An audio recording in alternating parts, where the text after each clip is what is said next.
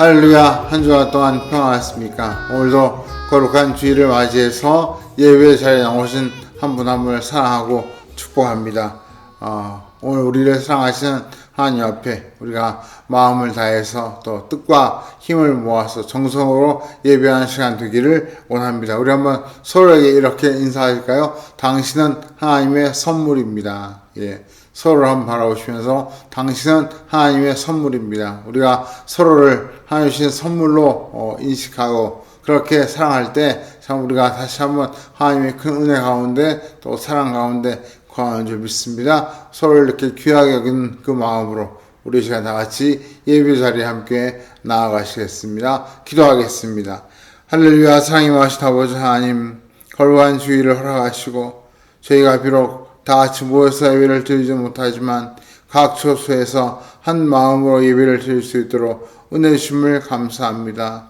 오늘이 하나님 주신 선물이고 또 내 옆에 있는 참 저 영혼이 하나님 주신 나의 선물인 줄 믿고 서로가 서로를 귀히 여기며 사랑할 때 참 우리 안에 하나님 주시는 사랑의 은혜가 충만하게 표현할 줄로 믿습니다. 우리의 가정이 이렇게 사랑으로 충만하게 하시고 또 우리의 교회 공동체가 이렇게 사랑으로 충만하게 하시고 더 나아가 이 사회와 민족이 하나님의 사랑받는 그런 나라가 될 수 있도록 축복하여 주시옵소서. 오늘도 참으로 하나님 우리 아름다운 만난교회 모든 성도들을 사랑하시되 어린아이로부터 어르신까지 하나님께 눈동자와 같이 보호하여 주옵시고 또 예배를 드리는 한 분 한 분의 심령 속에 하나님이 준비하신 놀라운 은혜와 축복을 충만하게 부어 주시옵소서. 그래서 예배를 드리고 돌아갈 때 우리의 마음의 기쁨과 감사와 평안이 넘치게 하여 주시옵소서. 우리가 기도하는 여러 가지 기도의 제목들을 기울여 들으시고 응답에 놀라운 축복을 더하여 주시옵소서. 감사를 드리며 살아계신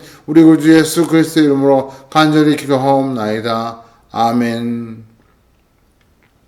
이 시간 우리를 귀하게 보시고 사랑하시는 하나님께 다같이 서신경으로 신앙을 고백하겠습니다. 전능하사 천지를 만드신 하나님 아버지를 내가 믿사오며 그 외아들 우리 주 예수 그리스도를 믿사오니 이는 성령으로 잉태하사 동정녀 마리아에게 나시고 본디오 빌라도에게 고난을 받아사 십자가에 못 박혀 죽으시고 장사한 지 사흘 만에 죽은 자 가운데서 다시 살아나시며 하늘에 오르사 전능하신 하나님 우편에 앉아 계시다가 저희로서 산 자와 죽은 자를 심판하러 오시리라. 성령을 믿사오며 거룩한 공회와 성도가 서로부터 하는 것과 죄를 사하여 주시는 것과 몸이 사는 것과 영원히 사는 것을 믿사옵나이다. 아멘. 할렐루야. 하나님께서 오늘 예배 가운데 함께 하시고 우리 한 사람 한 사람을 귀하게 보시는 줄 믿습니다. 우리가 하나님 앞에 이 시간 찬양으로 영광 돌리면서 찬양 활동에서 우리 마음속에 있는 걱정과 근심을 다 쏘아내고 기쁨을 채우는 그런 은혜가 있기를 원합니다. 이 시간 최인성수에 나와서 찬양 인도해 주심으로 다 함께 하나님께 찬양으로 영광 돌리겠습니다. 샬롬, 반갑습니다. 이 시간 같이 찬양함으로 하나님 앞에 영광 돌리겠습니다. 민족의 가슴마다 나의 반석이신 하나님 두 곡 연속해서 하겠습니다.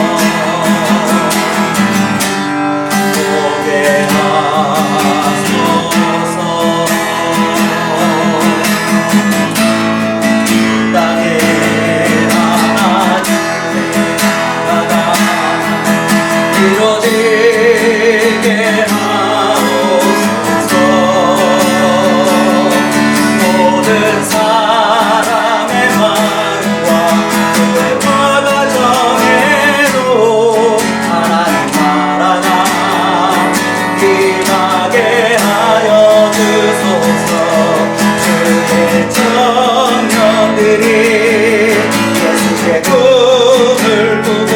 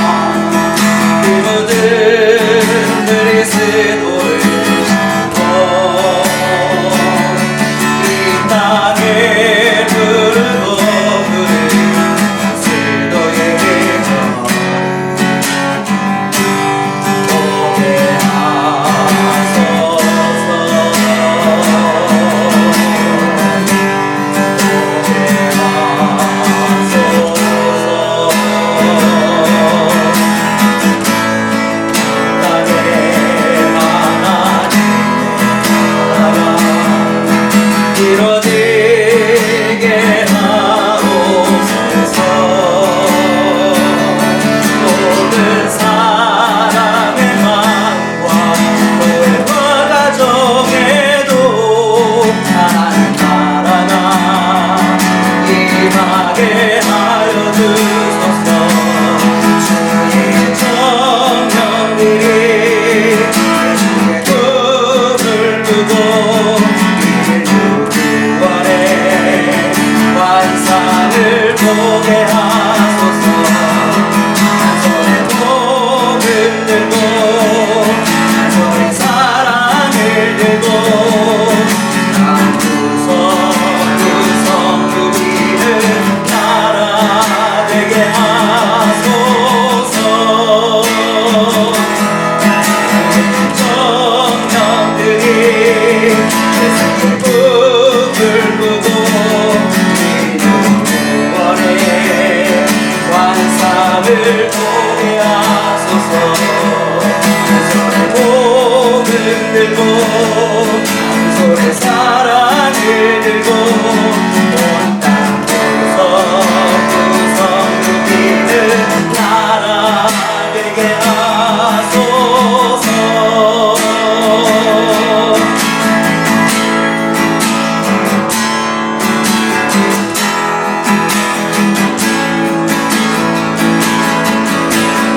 나의 반석이신 하나님 내 가신 모든 것 완전하시네.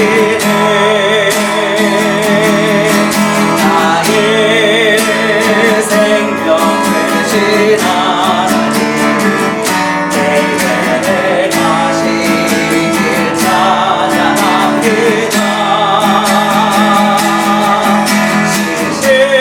신실하신 하나님 실수가 없으신 좋으신 나의 주.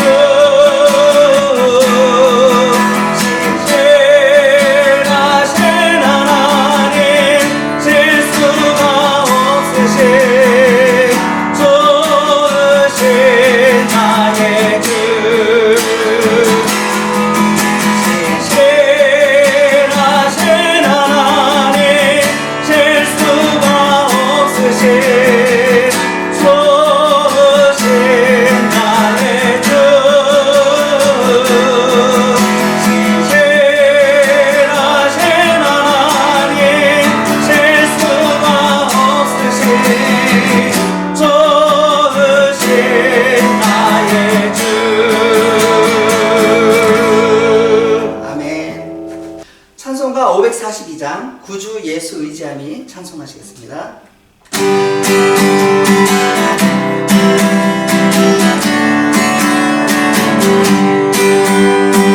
구주 예수 의지함이 진리의 분의 일생 영생 허락 받았으니 의심한 주 없도다. 예수 믿는 것은 받은 증거만도다. 예수 내 안에서 믿음 더욱 주소서. 구주 예수 의지함 지키게 부는 일생 주를 믿는 나의 마음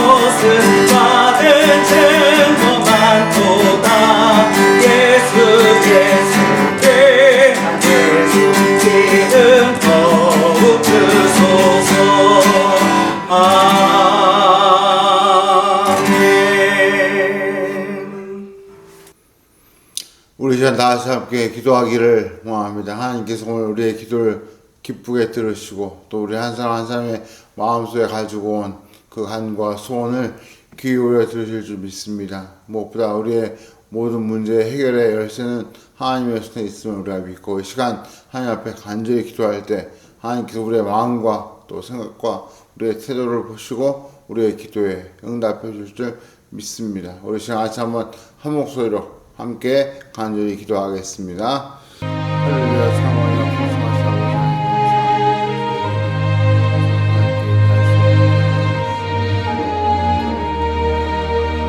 저수에서 하나님을 향하여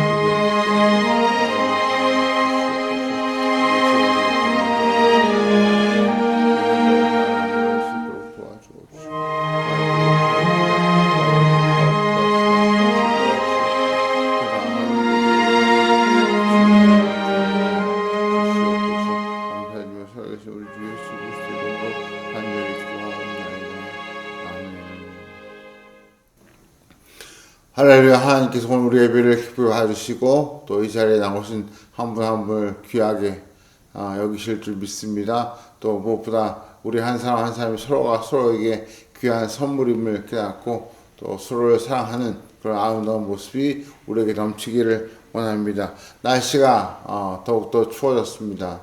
건강에 유의하시고 또 코로나는 물론이고 독감이나 감기에 걸리지 않도록 늘 조심하시면 좋겠습니다. 어느덧 이제 올해가 2달 남았습니다.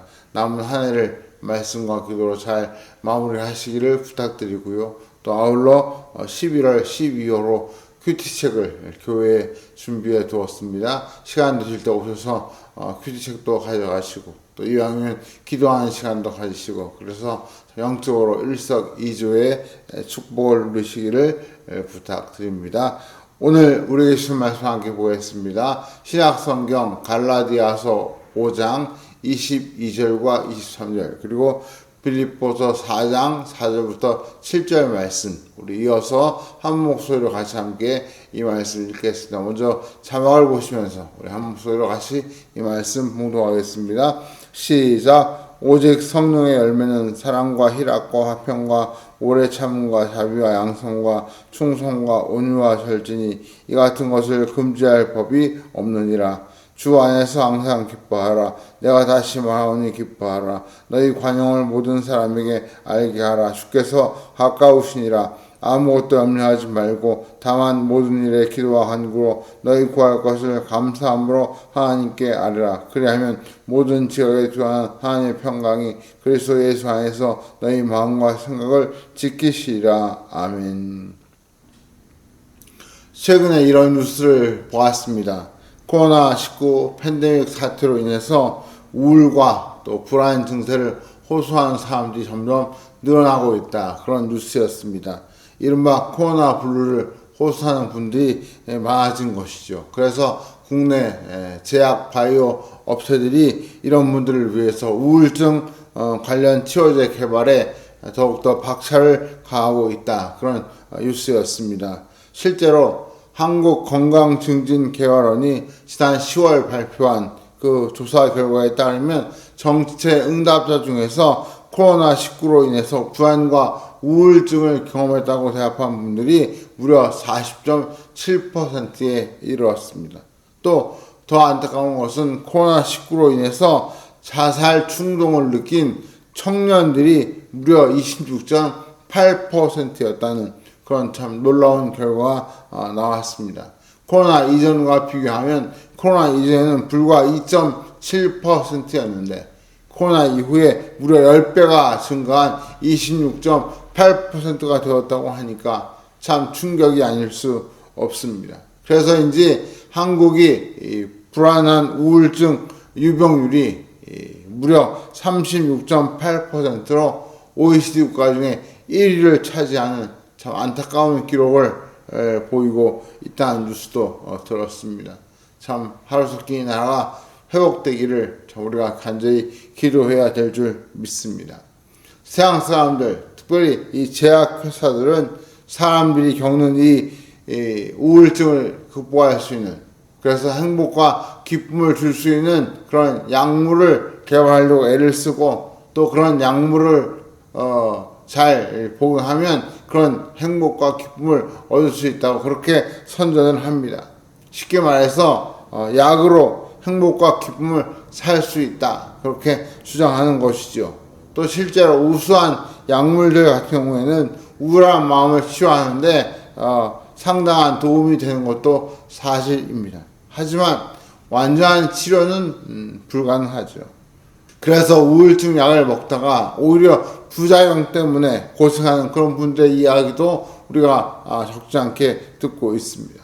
결국 진정한 행복, 진정한 기쁨은 약물이 아니라 우리의 마음과 생각이 달라져야만 올 수 있다 하는 것을 우리가 다시 한번 깨닫게 됩니다. 그래서 성경에서 성령의 두 번째 열매로 강조하고 있는 열매가 바로 희락입니다. 우리가 희락이라 그러면 요즘 거의 사용하지 않는 한자어라서 젊은 분들은 이게 무슨 말일까 하시는 분도 혹시 계실 것 같습니다. 요즘 표현으로 쉽게 표현하면 기쁨 혹은 즐거움이 희락인 것이죠. 성경 원어인 헬라어에는 카라라고 되어 있습니다. 그래서 한때 우리나라 유명한 걸그룹 중에 카라라는 그룹이 있었던 걸로 기억이 납니다. 발랄한 춤과 노래로 우리나라뿐 아니라 해외에서 큰 인기를 끌었던 그룹으로 기억하고 있습니다. 어쨌든 이 카라라는 말이 기쁨, 즐거움 이런 뜻을 가지고 있고 우리 성경은 옛날에 번역되었기 때문에 한자어로 희락 이렇게 번역하고 있지만 우리는 좀 더 알기 쉽게 기쁨 혹은 즐거움 이렇게 표현해도 좋을 것 같습니다. 아무튼 성경에서 이런 기쁨, 이런 즐거움은 약물이 아니라 성령님의 도우심으로 우리가 누릴 수 있는 축복인 것을 강조합니다. 그래서 성령의 열매라고 부르고 있는 것이죠. 다시 말해 내 힘으로 나 혼자의 노력으로 기뻐해야지, 즐거워해야지 그렇게 애를 쓴다고 기쁨이 오고 즐거움이 오는 것이 아니라는 것입니다. 우리의 마음속에서 끊임없이 일어나는 걱정과 염려와 불안, 또 외부적인 환경에서 오는 여러 가지 위험과 어려움들, 이런 것들을 누군가가 제어해주고 그런 것들을 이길 수 있도록 도와주어야만 우리가 진정한 기쁨, 진정한 즐거움을 누릴 수 있다는 것이죠. 그 우리를 도와주시는 역할을 하는 분이 바로 성령님이시라는 것입니다. 그래서 이 기쁨을 성령의 열매라고 부르고 있는 것입니다. 여기서 우리가 주의해야 할 몇 가지 주의사항이 있습니다. 제일 먼저 우리가 주목할 것은 기쁨과 즐거움이라고 해서 모두가 다 성경에서 말씀하는 그런 기쁨, 그런 즐거움은 아니라는 것입니다. 특히 세상에서 말하는 그런 쾌락주의, 세속적인 쾌락주의는 성경에서 말씀하는 기쁨과 거리가 멀어도 정말 정반대에 있다고 해도 과언이 아닙니다. 본래 쾌락주의는 쾌락을 인생의 목표로 삼고 최고의 선이라고 강조했던 헬라 철학에서 시작된 그런 사상입니다. 이 쾌락주의가 사람들에게 자연스럽게 녹아들면서 결국 육체적인 쾌락을 부추기는 그런 모습으로 바뀌게 된 것이죠. 물론 우리가 육체적으로 즐거움을 추구하는 것이 다 나쁜 것은 아니지만 문제는 성경에서 말씀하고 있는 그 범위, 또 사회적으로 우리가 정하고 있는 그 규율의 그 울타리 안에서 누리는 육체적인 즐거움은 문제가 되지 않지만 그것을 벗어나는 그 육체적인 쾌락은 결국 죄와 직결이 됩니다. 그 결과 왜곡된 쾌락주의는 결국 도덕적인 타락을 가져오고 심지어 우리를 죄악으로 몰아가는 그런 안타까운 모습을 보이게 되는 것이죠. 우리는 이것을 결코 성령의 열매라고 부르지 않습니다. 그것은 성경에서 말하는 그 성령의 열매인 기쁨 혹은 희락과 거리가 멀어 한참 멀다고 말할 수 있는 것이죠. 또 하나, 우리가 기쁨, 즐거움이 성령의 열매라고 할 때 우리가 그렇다고 해서 하루 종일 정말 하하 거리고 웃으면서 웃고 다니라는 그런 뜻은 결코 아닙니다. 잘못 오해하시는 성도님들 중에 희락이 성령의 열매니까 그리스도인은 무조건 웃어야 된다. 그리스도인은 무슨 일을 만나도 무조건 웃고 하하 그렇게 살아야 된다. 그렇게 가르치는 분이 혹 계시는 것 같습니다.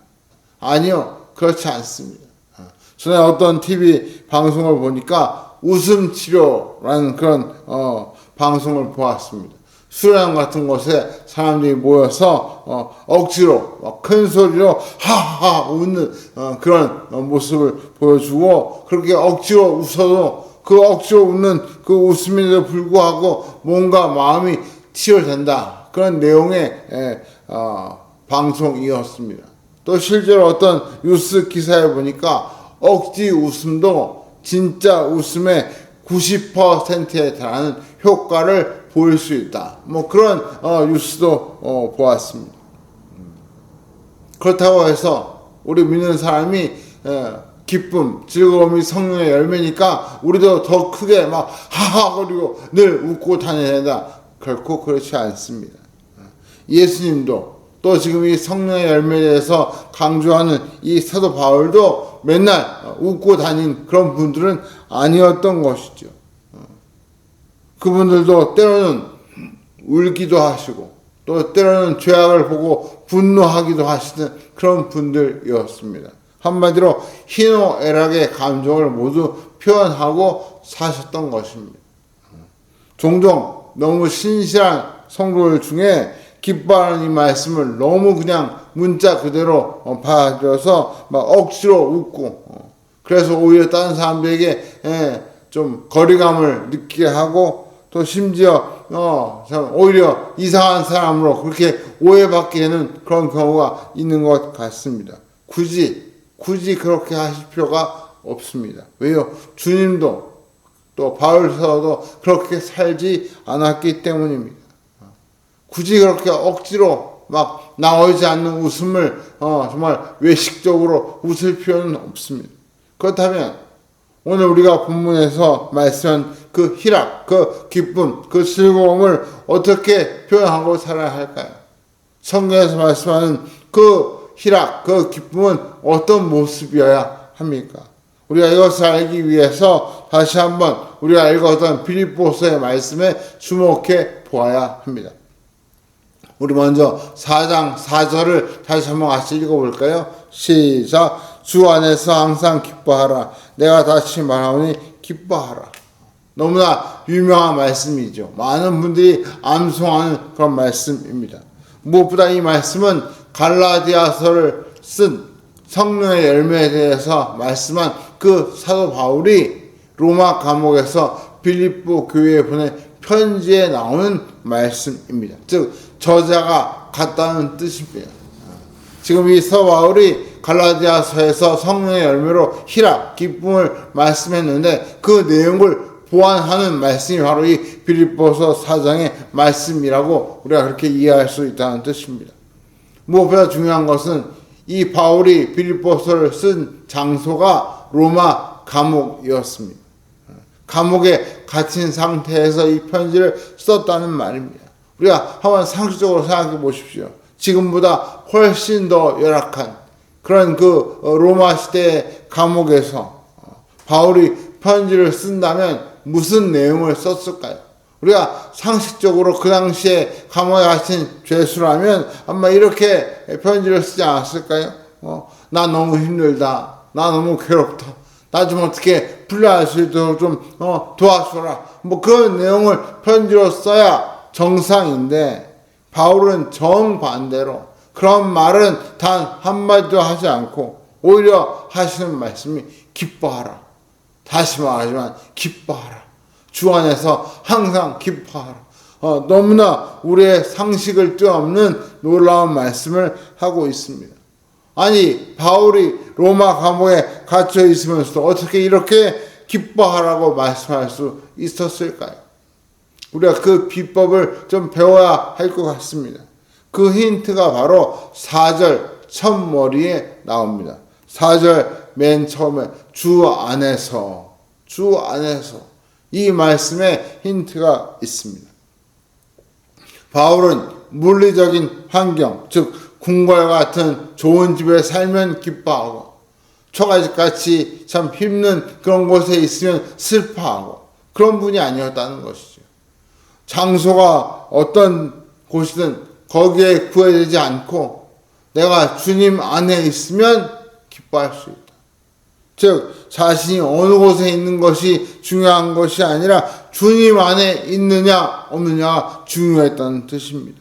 바울은 지금 몸은 감옥에 갇혀 있을지 모르지만 그 자신은 영적으로 주님 안에 거하고 있기 때문에 로마 감옥에 갇혀 있어도 얼마든지 기뻐할 수 있고 또 그 기쁨을 빌립보 교인들에게 전하고 있는 것입니다. 그래서 기뻐할 수 있었다는 것이죠. 주님 안에 있는 그 기쁨, 주님 안에 있기 때문에 우리는 그 기쁨이 바로 사도 바울의 기쁨이고 오늘 우리가 보아야 할 기쁨인 것입니다.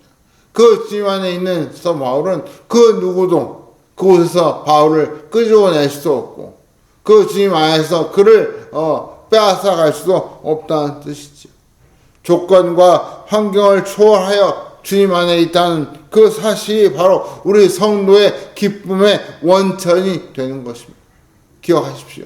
조건과 환경을 떠나서 우리가 주님 안에 있다는 그 사실이 바로 우리의 기쁨의 원천이 되는 것입니다. 그래서 우리가 부르는 찬송가 434장 귀하신 친구 내에 계시니 이 찬송가 후렴에 보시면 이런 가사가 있습니다. 나 주 안에 늘 기쁘다. 나 주 안에 늘 기쁘다. 주 나와 늘 동행하시니 나 주 안에 늘 기쁘다. 아마 이 바울이 빌립보서 4장에서 하신 이 말씀이 바로 가사의 그 원출처가 되지 않았나 이런 생각이 듭니다. 이 찬송을 만든 그 작사가도 정말 바울이 하신 그 말씀을 몸소 체험하고 나 주 안에 늘 기쁘다.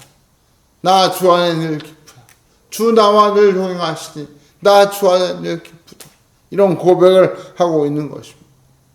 그래서 바울은 항상 기뻐하는 말씀에 이어서 빌립보 4장 11절 이하에 너무나 유명한 말씀을 하고 계시죠. 우리 한번 자막을 보시면서 뭐라고 말씀하는지 한번 같이 읽어보겠습니다. 4장 11절부터 13절 같이 한번 읽어보죠. 시작. 내가 굽힘함으로 말하는 것이 아니라 어떠한 형편이든지 나는 회화하기를 배웠노니 나는 빛에 처할 줄도 알고 풍부에 처할 줄도 알아. 모든 일 곧 배부름과 배고픔과 풍부와 궁핍에도 처할 줄 아는 일체의 비결을 배웠노라. 내게 능력 주시는 자 안에서 내가 모든 것을 할 수 있느니라.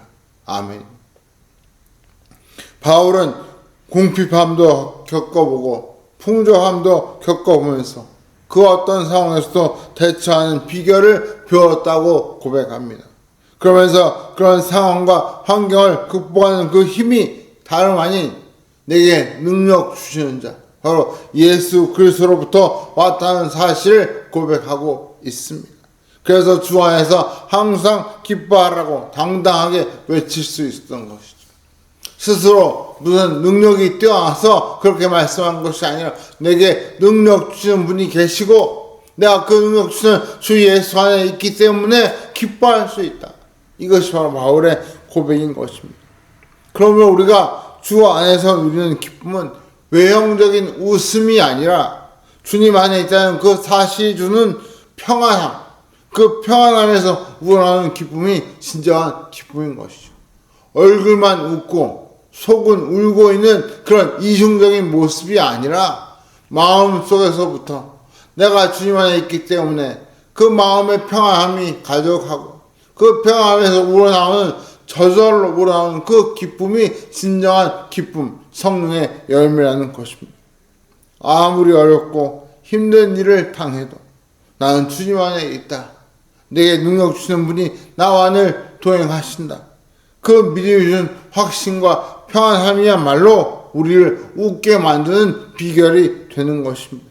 그것 때문에 힘들어도 웃을 수 있고 괴로워도 참을 수 있고 슬퍼도 견딜 수 있는 것이죠. 제가 얼마 전에 저희 장녀를 하나로 보내드렸는데 우리가 참 가까운 가족을 보낼 때 늘 슬픔을 겪게 됩니다. 하지만 우리 믿는 성도의 장래는 슬픔이 전부가 아니라 그 슬픔에 이어서 참 하나님 주시는 그 소망이 있기 때문에 슬픔 중에 기뻐할 수 있는 것이죠. 가장 슬픈 그 장래가 오히려 영적으로는 가장 큰 소망을 바라보는 기쁨의 시간이 될 수 있는 것입니다. 이것이 바로 주 안에 있기 때문에 우리가 누리는 기쁨, 주님 안에서 우리가 누리는 그 즐거움이라는 것입니다. 꼭 하하 이렇게 웃어야 기쁜 것이 아니라 어떤 상황, 어떤 환경에서 감사하며 평안한 마음을 가지고 하나님께 기도할 수 있는 그 모습이야말로 성경에서 말씀하는 성령이 주시는 진정한 기쁨의 모습인 줄 믿습니다. 그래서 우리가 다시 한번 처음 읽었던 빌립보 4장 6절과 7절을 다시 한번 보시면 이렇게 말씀하고 있습니다. 같이 읽죠. 시작. 아무것도 염려하지 말고 다만 모든 일에 기도와 간구로 너희 구할 것을 감사함으로 하나님께 하리라. 그래야 하면 모든 지각에 뛰어난 하나님의 평강이 그리스도 예수 안에서 너희 마음과 생각을 지키시리라. 사도 바울이 주 안에서 항상 기뻐하라. 다시 말하니 기뻐하라고 하시면서 그 기뻐하는 모습의 결과를 6절과 7절에 염려하지 않는, 오히려 염려하는 것이 아니라 감사함으로 하나님께 기도하는 것이 진정한 기쁨의 모습인 것을 가르쳐 주고 있습니다. 성령께서 주시는 기쁨은 외형적인 웃음이 아니라 어떤 상황에서도 염려하지 않고 감사하며 하나님께 기도하고 그리고 그 모든 염려 가운데 벗어나서 평안함을 누리는 그 모습이야말로 진정한 기쁨의 모습, 희락의 열매라는 뜻입니다. 우리가 살다 보면 시험에서 낙방할 때도 있고 또 취직이 잘 안 될 수도 있고 또 추진하는 여러 가지 프로젝트가 실패할 수도 있고 가게 문을 닫아야 할 때도 있고 직장에서 퇴직할 때도 있고 큰 집에서 작은 집으로 옮겨가야 하는 그런 어려움을 겪기도 합니다. 또 심지어 아파서 병원에 입원해야 하는 그런 순간도 있지요. 우리에게 늘 좋은 일만 있는 것이 아니라 오히려 안 좋은 일이 더 많은 것처럼 그렇게 느껴집니다. 목회자인 저 역시도 정말 지난 한 주간 이 말씀을 준비하면서 제 삶을 돌아보니까 즐겁고 행복한 순간보다 참 힘들고 또 몸이 아파던 그런 순간들이 더 기억에 남습니다. 심지어 하루는 정말 제 몸이 너무 아파서 오늘은 아무것도 못하겠다 이런 생각이 들 만큼 힘들었던 그런 날도 있습니다. 과연 이렇게 힘들고 괴로운데 내가 기쁨에 대해서 과연 설교할 수 있을까 그런 의문마저 들었습니다. 그런데 그런 생각이 저를 막 밀고 들어올 때 그럴 때 저에게 위로가 되고 힘이 되었던 말씀이 바로 오늘 이 말씀입니다. 주 안에서 항상 기뻐하라. 내가 너와 함께한다. 내게 능력 주는 자 안에서 내가 모든 것을 할 수 있느니라. 제가 이 말씀을 준비하면서 내가 이 말씀을 지금 붙잡고 기도하고 이 말씀을 전하려고 하는데 정작 제 자신이 이 말씀을 제대로 의지하고 믿지 못하는구나. 제가 지금 회개하면서 이 말씀의 그 능력을, 이 위력을 다시 한번 실감하게 되었습니다. 그리고 이 말씀이 저를 위로하고 저에게 힘을 주는 말씀이 되고 있습니다. 사랑하는 성도 여러분, 나는 지금 주님과 함께 있다. 나는 지금 주님 안에 있다. 아무것도 염려하지 말고 감사함으로 하나님께 기도하라. 그러면 내게 능력 주시는 자 안에서 내가 모든 것을 할 수 있다. 이 믿음이 우리를 절망에서 일으켜주고 슬픔에서 기쁨으로 바꾸어주고 그리고 무엇보다 우리에게 참 평안함을 누릴 수 있는 축복의 자리로 인도하는 줄 믿습니다. 사랑하는 성도 여러분, 말씀을 맺겠습니다. 불후의 명작이자 고전인 팡세라는 책을 쓴 유명한 프랑스의 철학자이자 수학자이자 신학자인 파스칼이 걸어다니는 병원이라는 소리를 들을 만큼 몸이 쇠약하고 참 힘든 그런 삶을 살았습니다. 그는 천재라서 그런지 고민도 많고 또 그 고뇌에 찬 글들이 그를 괴롭혔던 것 같습니다. 그래서 젊을 때는 육체적으로 그 괴로움을 풀려고 방탕한 생활을 하기도 했습니다. 그러던 그가 31살 전에 하나님을 만나게 되었습니다. 어느 날 참 밤중에 하나님을 만나고 성령을 체험하고 난 이후에 그의 생애가 완전히 달랐습니다. 고뇌와 또 절망으로 가득했던 그의 삶이 기쁨으로 변화가 된 것이죠. 비록 그가 39살이라는 짧은 생애를 살고 갔지만 그 31살에 하나님을 만난 이후에 그 마지막 죽는 날까지 정말 기쁨 가운데 살았습니다. 놀라운 것은 그가 죽고 나서 그의 유품을 정리하던 중에 그가 늘 입고 다니던 옷자락, 겉옷에서 그 옷자락에서 소리가 나서 그 실밥을 들어보니까 거기에 양피지가 한 장 간직되어 있었는데 그 양피지에 글이 적혀 있었습니다. 그 양피지는 지금도 프랑스 국립도서관에 보관되어 있다고 합니다. 거기에 이런 글이 적혀 있었습니다. 제가 한번 그 중에 일부를 읽어드리겠습니다. 1654년 11월 23일 31살 되던 그 해죠. 밤 10시 반부터 12시 반까지 불이 있었다. 철학자와 학자의 하나님이 아닌 아브라함의 하나님, 이삭의 하나님, 야곱의 하나님, 확신, 느낌, 기쁨, 평화, 예수 그리스도의 하나님, 나의 하나님. 그리고 또 그 밑에 기쁨의 눈물. 일체의 모든 것을 기쁘게 포기합니다. 예수 그리스도와 나의 지도자에게 전적인 순종. 이 땅에서 잠깐의 누력을 통해 얻은 영원한 기쁨. 나는 당신의 말씀을 결코 잊지 않겠습니다. 아멘. 파스칼은 하나님을 만나고 난 이후에 기쁨이라는 이 단어를 여러 번 반복하면서 자기의 생애가 달라졌음을 고백하고 있습니다. 그리고 그 기쁨은 하나님과 주 예수 그리스도를 만남으로 얻는 기쁨이었다고 고백하고 있죠. 그리고 그는 이 기쁨을 위해서 모든 것을 포기할 걸 마음이 있다고 다짐하고 있습니다. 이것이 바로 성령을 체험한 성도가 누리는 진정한 기쁨의 모습인 줄 믿습니다. 사랑하는 성도 여러분, 지금 예배를 드리고 계신 여러분의 표정, 여러분의 모습은 어떠십니까? 서로 한번 얼굴을 바라보시죠. 어떤 표정으로 예배를 드리고 있나? 졸려가지고 눈을 못 뜨고 계신 거 아니죠? 또 혹시 예배를 드리면서 생각이 딴 데 가 있어가지고 좀 멍한 표정으로 예배 드리고 계신 거 아닙니까? 아니면 정말 예배를 드리고 있지만 여러 가지 걱정과 근심에 정말 얼굴에 내천자가 써있을 만큼 참 찡그린 얼굴로 혹시 예배를 드리고 계시지 않습니까? 마치 지옥에서 출장 나온 사람처럼 불만과 분노에 가득 찬 그런 얼굴 표정을 하고 계십니까? 세상의 모든 고민은 혼자 다 짊어진 것처럼 정말 괴로움에 가득 찬 얼굴로 예배를 드리고 계시지 않습니까? 신앙인의 얼굴은 그런 지옥의 문 앞에서 고뇌하던 로댕이 조각한 그 상한 사람의 모습이 아닙니다. 오히려 성도의 모습은 어린아이와 같이 기쁨과 즐거움으로 가득한 모습이 되어야 마땅합니다. 기쁘고 즐거운 일이 있어야만 기쁘고 즐거운 것이 아니라 주 안에 있기 때문에 어떤 상황에서 기뻐할 수 있는 것이죠. 항상 주님 안에 있다. 또 주님이 나와 동행해 주신다. 또 그분이 나를 얼마든지 능력을 주시고 모든 어려움을 헤쳐나갈 수 있도록 도와주신다. 그러므로 감사함으로 하나님께 기도하자. 이런 이 마음과 이 확신이 우리를 기쁨으로 인도해 주는 것입니다. 혹시 예배를 드리면서 이미 이런 기쁨을 누리고 계신다면 이 기쁨을 더욱더 크게, 더 큰 기쁨으로 만드시고 그리고 하나님께 더 큰 감사로 영광을 돌리시기 바랍니다.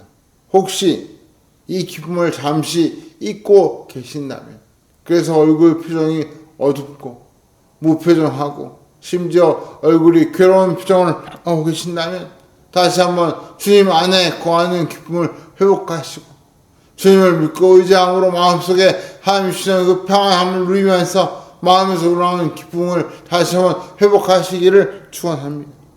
우리 모두가 마음속에서 하나님 주시는 참된 평안을 누리게 될 때에 우리를 힘들고 괴롭게 하고 우리에게서 기쁨을 빼앗아가는 세상의 모든 염려에서 자유함을 누리고 그 염려가 오히려 기도의 제목이 되어서 하나님께 감사함을 알 때 놀라운 기도 응답의 축복을 받는 역사가 우리 모두에게 일어날 줄로 믿습니다.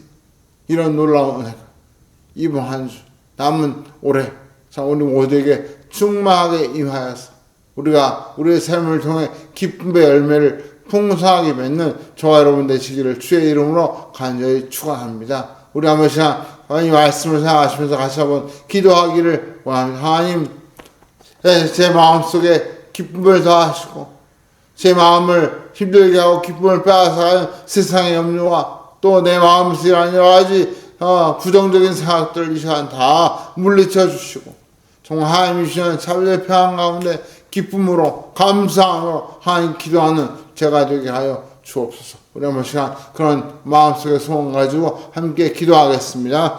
할렐루야. 사랑하여 풍성하신 아버지 하나님 감사합니다. 오늘 주님 말씀 주 안에 있으니까 우리에게 주신 주님 말씀 할수 있는 것인 가운데 평안함을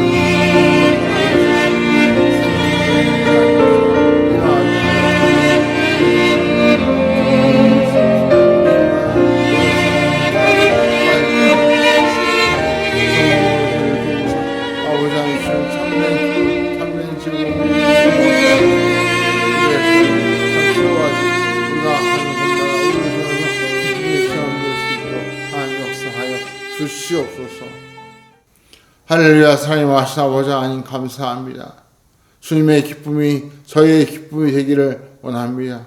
그래서 우리가 주님 안에 거함으로 우리를 괴롭히는 우리 마음속의 부정적인 감정들과 불안한 마음과 우울한 생각들이 다 물러가게 도와주옵시고 또 우리를 외부적으로 힘들게 하는 환경과 상황들이 하나하나 해결되어지므로 우리가 성령 안에서 하나님 주시는 놀라운 기쁨을 누릴 수 있는 축복의 자녀가 되게 하여 주시옵소서. 그래서 우리가 성령의 열매인 이 기쁨을 풍성하게 메어서 하나님께 영광을 돌리게 하시고 우리의 삶에는 놀라운 은혜가 넘치게 하여 주시고 또한 저희가 이 기쁨을 전파하는 그런 성도가 되게 하여 주시옵소서. 그래서 먼저 우리의 가정이 기쁨으로 충만하게 하시고 또 우리 한 곳마다 기쁨이 체험되어서 참 이 우울한 고난 시대에 오히려 우리를 통하여 기쁨의 사방의 향기처럼 퍼질 수 있도록 저희들을 사용하여 주시옵소서.